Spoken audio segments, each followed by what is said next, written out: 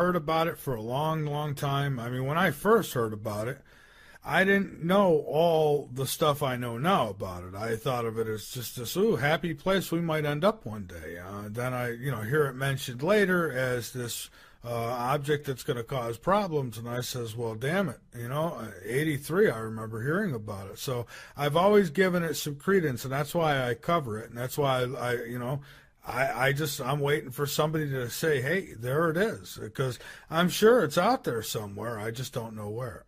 Well, yeah, you're right. I mean, right now, this is a key time in history for the human race because the Atacama large meter submillimeter array of radio telescopes, 66 radio telescopes set together in an array, has detected radio of electromagnetic energy radiating, transmitted back, radiated from sublight portion of the electromagnetic spectrum. And it has detected what they say is Planet X. They believe it's very likely Planet X. They're trying to be scientifically conservative in their response, in their report, which is quite responsible of them, because that's the way scientists should operate. When they see something, they think they know it's Planet X. They cannot declare that it is, but they can say it might be. Let's check it out. Go ahead, Mike. Well, yeah, I learned my lesson the hard way too. There's been a few times in my radio career that I thought that hey, this is it, and I passed it around, and came back to bite me. Although I was man enough to admit that I made a mistake, and others out there don't. Yeah, well, we all do. I mean, that's you've shown that you're human. I've made mistakes too. So, but we continue on, and that is what human nature is. The honest form of human nature should be about. Is you try your best to be truthful and to the best of your ability, and you recognize your own mistakes. Those who ignore their mistakes don't have the integrity, I guess, or they have too much pride to admit it, and it's a shortcoming of all of us, I guess. Exactly. Hey, John, we've got a couple good questions in the chat, and it'd be nice if they private message them to me because they are good questions. One says, makes you wonder why a comet doesn't just keep on going.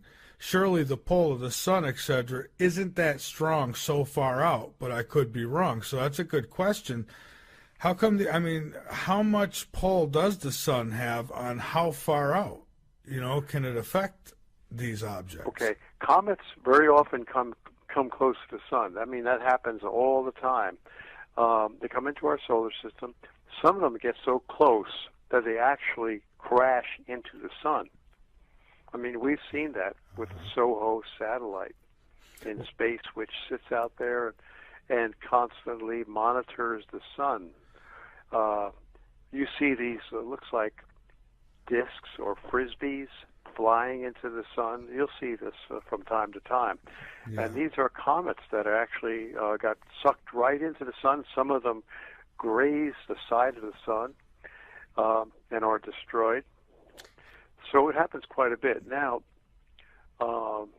it's a function, the amount, how far in a comet will come toward the sun is a function of the velocity of the comet, which means it's related to its momentum, and the mass of the comet. So you take the mass times the velocity, and in physics, mass times velocity is equal to momentum.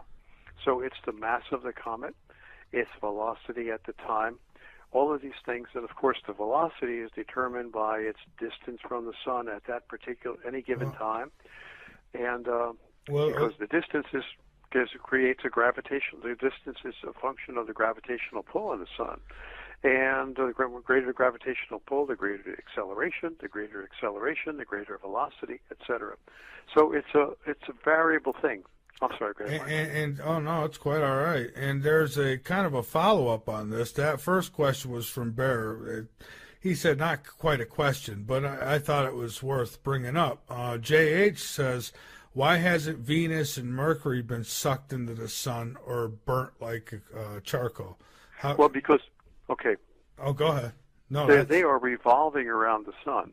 Earth would crash into the sun too, except that Earth is revolving around the sun.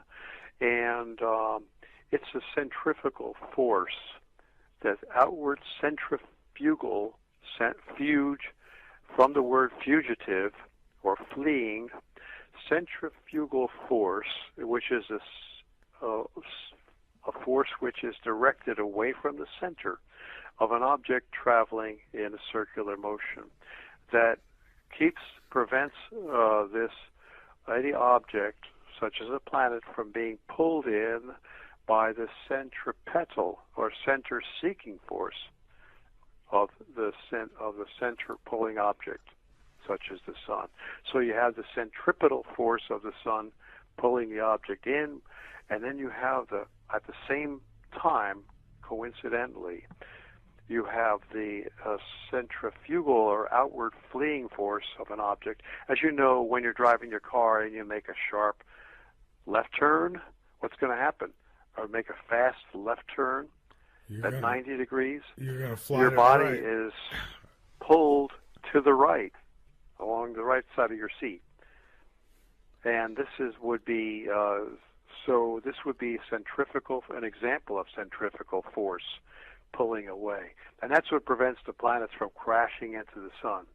Oh, okay. And now somebody had asked also, he thought Mercury didn't rotate. I didn't know that. Mercury doesn't rotate? I don't know. I'm not quite sure about that. You know, Earth rotates every 24 hours, and that's what gives us day and night.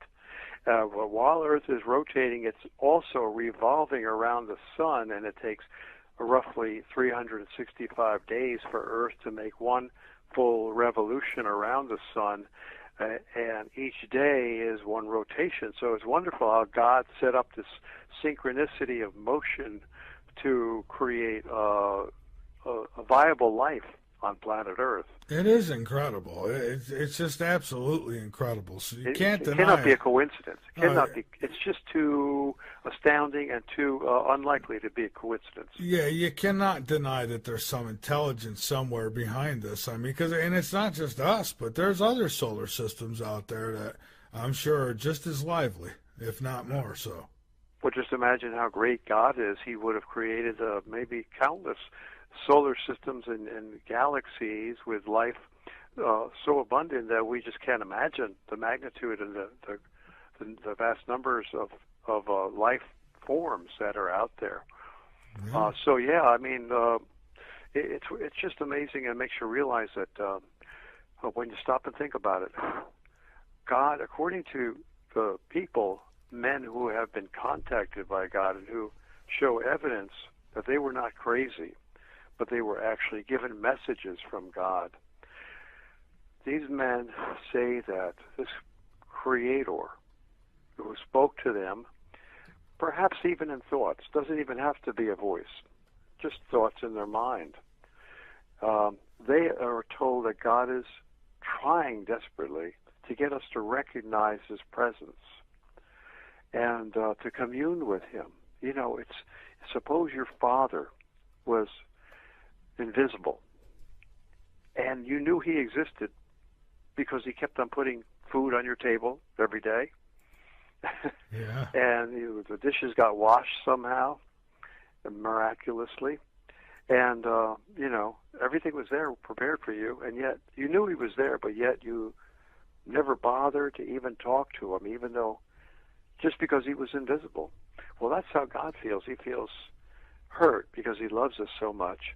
And He's telling us that He is bringing destruction on earth, and it seems like He's wrathful and angry. But the purpose, He says, is to wake us up to His existence so that He can take us into eternity, take our lives and give us eternal life in a world in this world renewed and far and devoid of all evil, of filled with nothing but love and joy, away from this flawed world.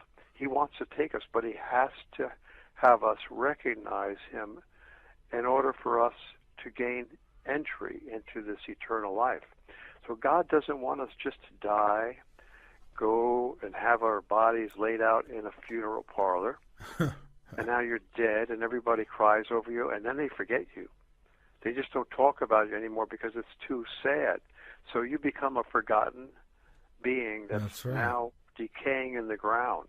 God does not want that to happen. He wants you and I to go on to another eternal life, never-ending life, with a brand new body that will never disintegrate, never age, never become diseased, and cannot be damaged or injured in any way. That's what God promises us in the Scriptures, that we will be resurrected with a new body, indestructible. And if you look at the spirit of the body, or the essence, it is, we would all be fat, dumb, and happy, and we would watch television and enjoy all the goodies of life, and, you know, just have vacation and get a job and get old and retire and die. God doesn't want us that. He wants us. Wants to shake us and wake us. I don't want that either. Exactly. So it's an act of love, much more than an act of wrath, that God claims to actually be bringing Planet X upon us.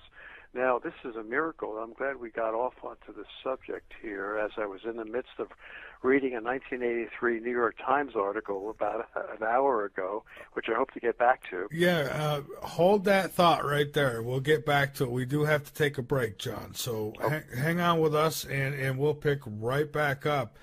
We can get to that article and anything else you like. And you know, folks, I hope John's right. I hope it's all right. Not that I doubt that there's something on the other side. I know there is. I hope that they're right. I hope it's as great and it's all good. And that's all you could do, really, is hope, right? That's why I do this show every night, because I have hope. And I'm hoping that one day somebody will show me more and more, because even though I've had experiences and I've seen things, that's great, and that lends me to knowing that there's more to it than just this every day, right? But you always need more. It's like we just, if you don't crave for more, I wouldn't want to be you. You've got, I mean, people who think they know it all and that's all, it's just, I crave to know. I want to know. I want to have an out-of-body experience every night. I want to see a UFO every night. I want to experience these things as much as I can, and everybody should. And I want the truth. Is there a planet in our neighborhood, or a brown dwarf star in our neighborhood? And has it got our number on it? Well, some say yes. We'll be back, folks. This is Late Night. Believe me, I was looking, and I didn't see anything around the vicinity of the sun. So, you know, I hear that it's coming from an angle that you might not be able to detect so easily. But I'm trying. I'm telling you this. I'm trying. So the website, www.latenightinthemidlands.com. Go on over, become a member, and be informed. And by all means, inform others, folks. Support us. I mean, I'll be honest with you. We've given away more subscriptions, I think, than we've actually sold, I guess you could say. I don't know what to say. Call it. So I guess sold, right? So we've given away a lot. I mean, there's people who have said, hey, you know, I can't afford it. They've been regular listeners. I know they've been regular listeners because I've seen them in the chat and this, that. And we've given away. We've done contests and given away plenty of subscriptions. So it's really not about the money. Unfortunately, folks, we do need money to keep the lights on here. We do need money to do what we do. No, we don't need 60 grand a month, and we don't need 30 some grand a month like some. But we do need enough to keep things on. So, I mean, what we get here is really a drop in the bucket, but it's just enough to keep things going. And so we ask you to keep supporting us. Believe me, if it comes to a time where subscriptions are so dominant that we don't have to ask for donations, I won't ask for donations. Right now we have to, because that's what keeps us going. Been doing this for, September will be 9 years. Been doing this. And for 8 of those years, everything was absolutely in the open and free for everybody, always. We still have our content. A lot of it goes on YouTube, a channel that we've given permission to put our stuff on. So, I mean, it's still there. I mean, it's not like it's costing everybody, to see everything. I don't charge for people to chat with me during the show or send me messages during the show. And so, I mean, we try to keep as much free as we can. The only reason there's subscriptions, there's 2 reasons. 1, to help support us, and 2, because we had a lot pirating our show here. And I can't let people do that. I mean, they're taking it, cutting out our any mention of who the host was or the show was, and they were making it like it was theirs. And and then they were putting all these advertisements in it and making a ton on us. So we were really forced to do it. And it's not so bad because we give you access to the archives. We also give you access to our L&M forums where you're free to post and do all those things, share videos and pictures and so on. Insider videos we give you as well. And, and again, we give away a lot of subscriptions. So I don't feel bad for asking for a subscription finally after after 8 years of never putting anything behind a locked door. And I'll tell you, when we do certain shows, and here's another thing. If a guest says, Michael, will you send me the MP3 of that show? I'll give it to them to post on their website. So, unlike some others. So, for instance, if John DiNardo wants tonight's show because he wants to share it, I give it to him to do that. So, again, it's really not about the money. Unfortunately, we do need your help to do what we do. And I'll stop harping about that. Now I'll get back to John DiNardo. John, I understand your point, Michael, because I know that your biggest interest in life is bringing the truth, especially spiritual and esoteric truth, to people because you're fascinated by it. This is the great hunger that many of us have, not just material substance, but spiritual, and the quest for truth beyond what we see in front of our eyes. And I know that's what drives you and drives me too. What I do to help others is I make it very easy for myself. It's getting harder because I'm donating to a lot of people right now, but what I do is make an easy $5 a month PayPal donation, and I make it automatic so I don't have to remember. Otherwise, I would never remember to make the donation every month. So I go to PayPal and I donate $5, and I just check the box that says make this a monthly donation.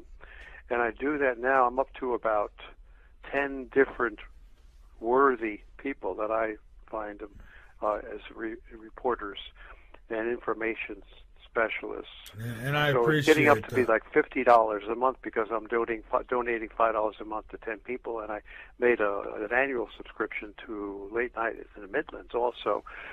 But that's what I do, and you can urge people to do it. Hey, look, $5 is not, you're not going to notice it. That's like $1.25 a week. No, you won't notice it. That's right. And John, I thank you, and I know you're not just saying that. You do support the ones that support the truth. I've seen you doing it for years, and I appreciate that.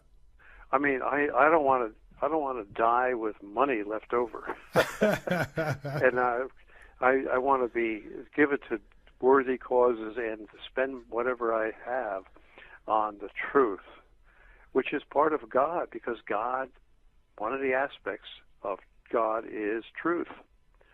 And this is more important. I mean, as long as we have enough food to survive on, the truth is what we need to spend our money on. So I just hope that people will realize that, hey, look, it's like being on a ship and trying to deny if that ship is sinking, if you're on the Titanic, if the ship is sinking, trying to deny that it's sinking and to deny that there's water coming in merely because your cabin is warm and the lights are still on.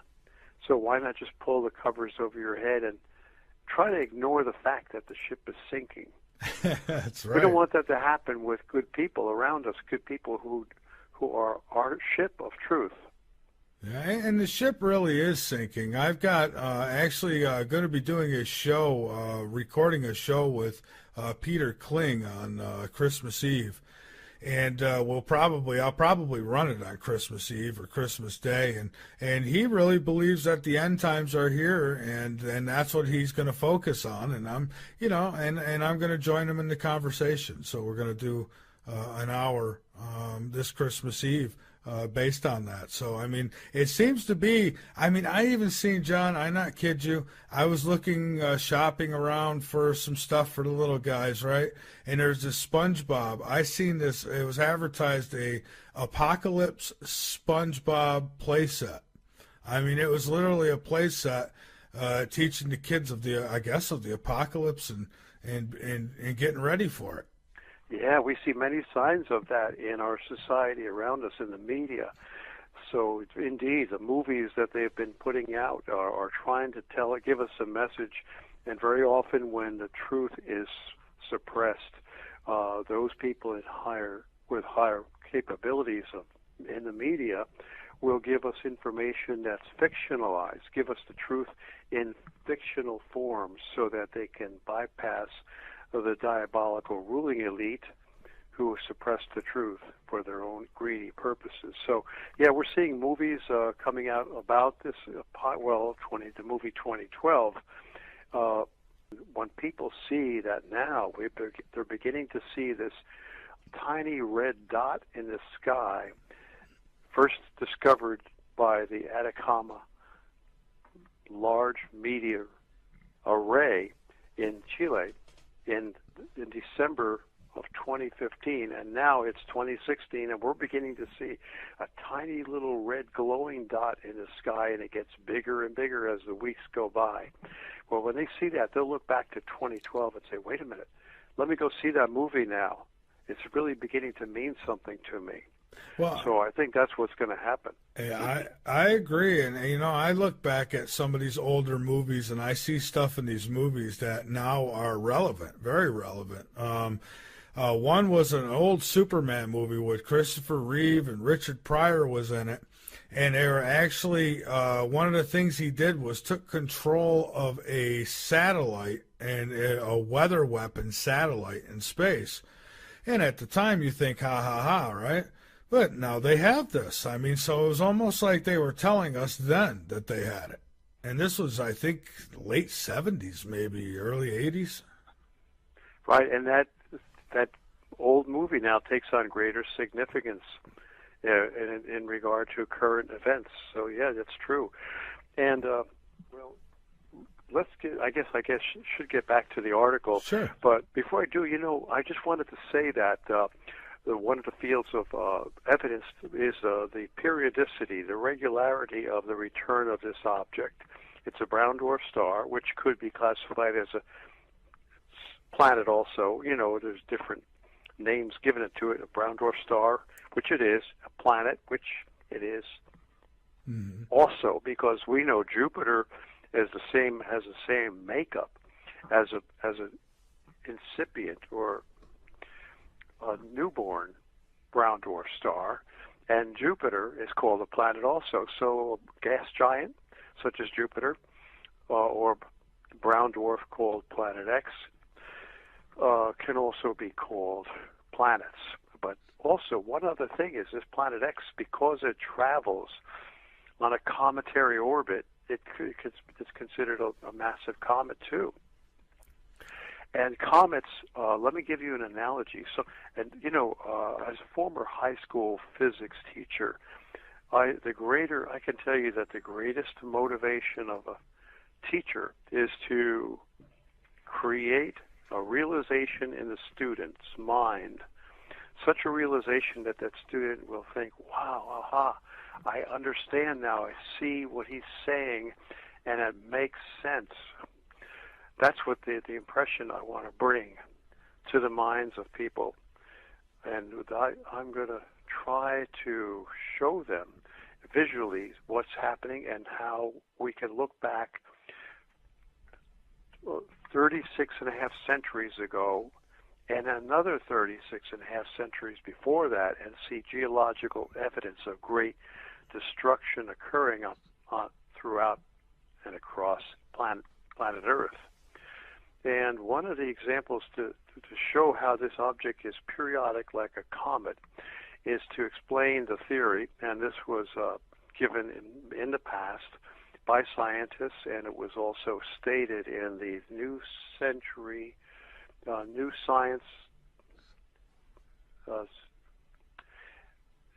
Science and Invention Encyclopedia. Okay. Of 19, I should remember that. I know I've got it in a book somewhere. New Science and Invention Encyclopedia, somewhat time in the 1987. That's it, the 1987 edition. I could show you the actual photocopy of it. It stated that there was this object, Planet X, and it revolves around two planets, two stars. One is a distant star, billions and billions of miles away, that is our sun's twin sun. And so this object, Planet X, according to the New Science and Invention Encyclopedia, the 1987 edition, which we have a picture of, is Planet X's brown dwarf star revolves around two suns, a distant dead sun, which no longer lights up, but it's still there in great mass, and our sun. And I liken that to two tennis players. Imagine you're looking at a tennis game on television, and the tennis player in the near court is our sun. The tennis player in the far court is our sun's twin sun, a dead sun, many billions of miles away. And the tennis ball is this brown dwarf star, Planet X, that is being batted back and forth by the two tennis players. And if they bat it back and forth at regular intervals, rhythmically, it's very much like what's happening with Planet X. There's a force the tennis player exerts on the ball when he hits the ball that sends that ball out to the far court, and the tennis player back there hits it, exerts another force in the opposite direction to bring it back, and you have a continuing cycle. And if it was regular, like a pendulum, which this object is like a celestial pendulum, the period, the time it takes for it to make one complete cycle from the player in the near court back to the player in the near court again, one complete cycle, would be regular, constant every cycle. And that's what we have with this cometary orbit. This definition of a cometary orbit, and this planet is batted back and forth due to the gravitational pull of each sun. It loops around the sun. It's a phenomenon that it doesn't crash into the sun, but it loops around it, because as it approaches the sun, there's a repulsion force due to their magnetic fields. This is a theory, but it makes sense. And that's why they don't crash the brown dwarf star never crashes into the sun. If it crashed into our sun, we'd have serious problems. We would have probably the destruction of planet Earth as a result of the energy that would be released. So we know this object has come in the past many times over the past millennia. So it loops around the sun without destroying the sun. Now, just imagine as the object comes close, it's coming toward the sun, say the distant sun, and it's going to not hit it but pass by it. What's going to happen is going to overshoot the sun. When it overshoots the sun, what is that distant sun going to do? It's still pulling on it, but now it's pulling the object back in the opposite direction, because the object has overshot that distant sun, and now that distant sun is still exerting a gravitational pull, but it's a pulling back of the object. So the net effect is the object makes a circular U-turn around the sun and is slingshotted back, just as our lunar module did in when they went to the moon, or supposedly, or in other space missions where there was a module that was slingshotted around the moon to go back to the Earth, and that's scientifically proven because we've done it already. Our government has done it. So that's how this object makes its regular travel back and forth, like a tennis ball being batted back and forth by two tennis players, analogous to our sun and our Earth, sun's distant dead sun. Okay, enough of that. That's why it's periodic. Now let's show the proof that it's periodic.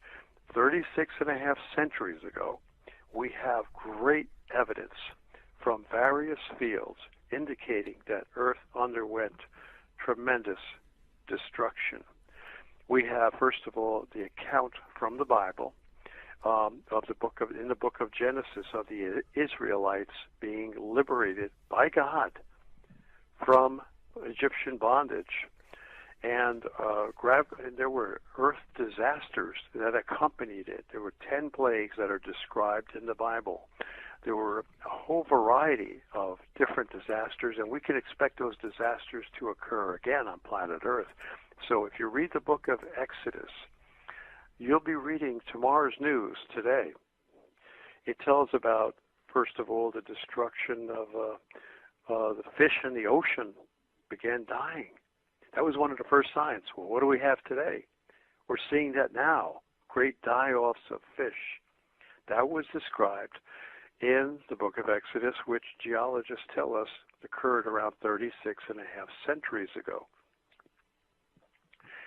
First, the fish died off, and then I'm trying to recollect all the various plagues. It was like a litany, a series of disasters. One precipitated another.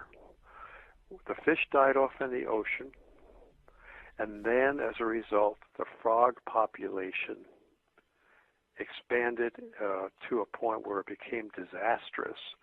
There were frogs everywhere. And of course, that would be caused by changing biological conditions in the waters. The oceans turned red. We see red tide today. We see a lot of the signs of those disasters that occurred described in the book of Exodus 36.5 centuries ago. And then following that, there was great diseases that killed the cattle, plagues that occurred. That was part of the whole series, that litany of disasters. So we can expect that to happen, diseases. I think we're seeing it already. And then it got worse to a point where there were bombardments of Earth by meteors. And many of them were electrical. Some of them could have been also by the weather. We have bombardments of Earth due to hailstones, massive hailstones, unprecedented in size. So you could see them on YouTube. You could see them on the Weather Channel. And I've been following the Weather Channel to see such wild weather.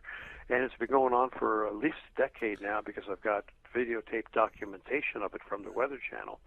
And I mean, floods are so horrendous, epic floods, epic droughts.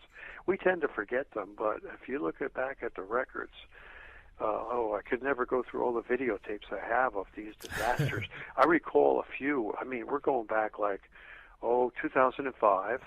I remember I have on videotape somewhere in a box of videotapes, 6-hour videotapes, picture of a car hanging from a tree. The car was able to hang from the tree because the river, the water on the dry land in a community got so high that the car floated up to the top of a tree and was hanging there when the water receded. Well, we had historic floods here in Columbia, South Carolina. Well, pretty much the whole state.